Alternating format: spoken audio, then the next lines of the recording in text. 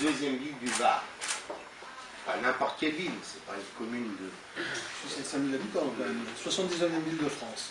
79e ville de France. C'est la deuxième ville d'un département qui s'appelle le Var. Cette deuxième ville du département, elle doit retrouver un peu d'élan par toute une série de politiques. Mais bien entendu, il y a aussi un message national. Et je rappelle aux Sénoises et aux Sénois qui l'ont oublié, c'est que le maire soutient François Hollande.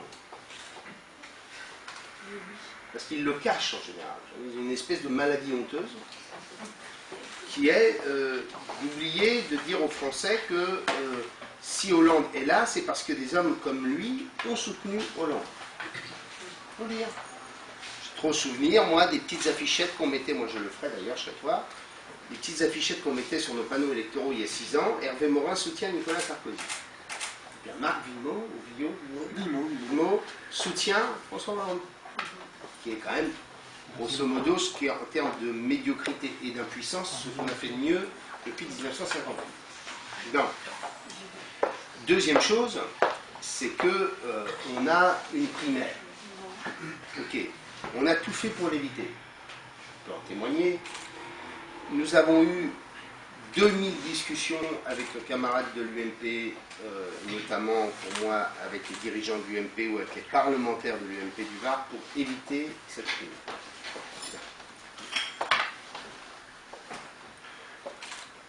Tant pis, on verra bien, c'est comme ça. Mais j'ajoute que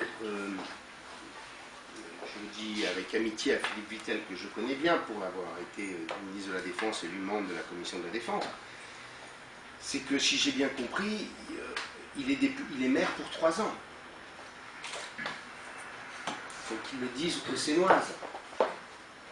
C'est un peu curieux d'être candidat quand on sait qu'en 2017, le cumul des mandats fait que il sera obligé de quitter la mairie de la Seine. Donc ce qu'on aimerait savoir, c'est qui va être maire de la Seine en 2017 s'il était élu.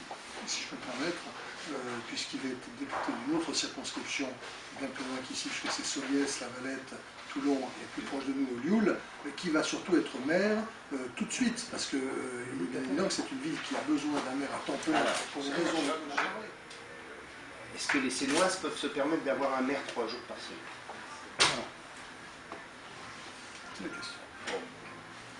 Bon. Donc, je dis aux Sénoises et aux Sénois, ne vous trompez pas. Quelqu'un du privé, dont la politique n'est pas le métier, de l'autre, un parlementaire qui, dans 3 ans, bien entendu, conservera son mandat de député, et qui donc sera à mi-temps pour la gestion d'une ville qui a besoin...